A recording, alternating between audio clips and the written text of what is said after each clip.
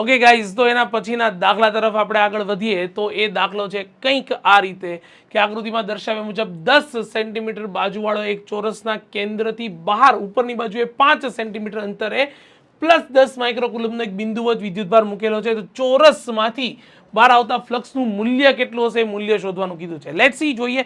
તમને આપી દીધેલું છે 10 સેન્ટીમીટર બાજુવાળો એક ચોરસ અને એ ચોરસના એક્ઝેક્ટ મધ્ય બિંદુથી બહારની બાજુએ 5 સેન્ટીમીટરની ત્રિજ્યાવાળો 5 સેન્ટીમીટર અંતરે કોઈ એક બિંદુવત વિદ્યુતભાર અહીંયા મૂકેલો છે અને એ વિદ્યુતભારની કિંમત છે અહીંયા +10 માઇક્રોકુલમ. ચલો ડન, ક્લિયર છે આટલી વસ્તુ.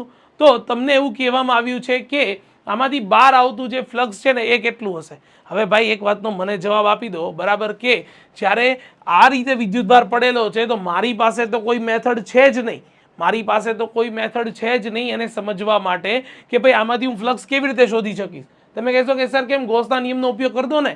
હા, ફ્લક્સ φ = તમને ક્યુ વિદ્યુતભાર આપ્યો છે ε0 સાથે એનો ગુણોત્તર લઈ લો, થઈ જાય. પણ ભાઈ યાદ કર કે ગોસનો નિયમ હંમેશા ક્યાં લાગુ પાડી શકાય, તો કે માત્ર ને માત્ર બંધ સપાટી પર જ લાગુ પાડી શકાય, બાકી ગોસનો નિયમ લાગુ પાડી શકાય નહીં. નેવર, નક્કો, ઇલ્લે, ન લાગુ પાડી શકાય. અને જો ન લાગુ પાડી શકાય ગોસનો નિયમ, તો ભાઈ મને એક વાતનો સિમ્પલ જવાબ આપ કે મારે તો આ સપાટી ખુલ્લી છે, કારણ કે એ સપાટી આમ નીચેની બાજુ એમ સરફેસ પડેલી છે અને એની ઉપર 5 સેન્ટીમીટર અંતરે અહીંયા બીજો એક વિદ્યુતભાર પડેલો છે.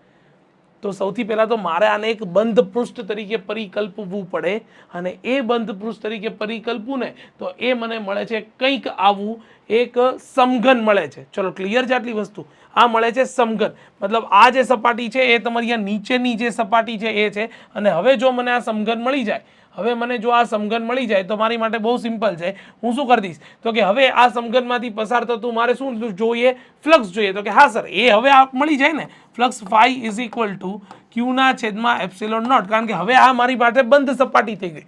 પણ મને એક વાતનો સિમ્પલ જવાબ આપ કે સમઘનની ટોટલ બાજુઓ કેટલી હોય? 6. અને તમારે તો કઈ બાજુમાંથી પસાર થતું ફ્લક્સ જોઈએ? તો કે માત્ર સર આ બાજુમાંથી જ અમને તો પસાર થતું ફ્લક્સ જોઈએ, અમને બીજું કાંઈ જોઈએ નહીં. ચલો ડન. તો કંઈ વાંધો નહીં, જે તમને ટોટલ ફ્લક્સ મળ્યું ને, આ ટોટલ ફ્લક્સને હું 6 વડે ભાગી નાખીશ, એટલે 6થા ભાગનું ફ્લક્સ, કારણ કે દરેક બાજુઓ સાથે એક સમાન રીતે જ ફ્લક્સ સંકળાતું હશે.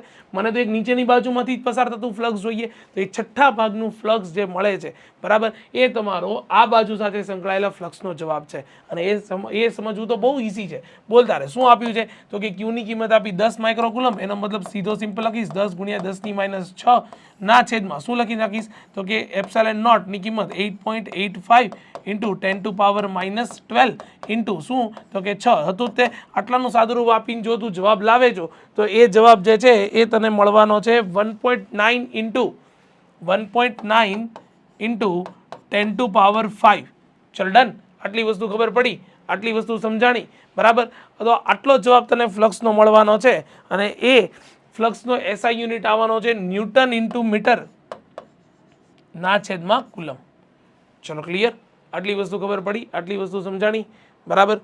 તો આ ફ્લક્સ માટે બહુ સિમ્પલ છે, આમાં બીજું કશું ભણવા નથી. અરે N/મીટર² પર કુલમ, આ જવાબ આવવાનો છે ફ્લક્સનો. ચલો ક્લિયર છે, બરાબર. તો એક બાજુ સાથે સંકળાતું ફ્લક્સ સમજવા માટે હજી કહું છું, તમને કોઈ પણ આકાર આપવામાં આવે તો એ આકારની અંદર બંધ વિદ્યુતભાર રહેલો છે. જો બંધ સપાટી આપેલી છે તો પસાર થતું ફ્લક્સ જે છે સીધું શોધી શકો, પરંતુ જો બંધ નથી આપવામાં આવતું, બરાબર છે, તો તમારે ખુલ્લી સપાટીમાંથી તમારે એને સૌથી પહેલાં બંધ સપાટીમાં ટ્રાન્સફર કરવું પડે અને ત્યારબાદ એકોર્ડિંગલી ધેટ તમારે જે સપાટી સરફેસ લેવાની છે, બરાબર, એને રિલેટેડ તમારે ફ્લક્સની ગણતરી કરવી પડે.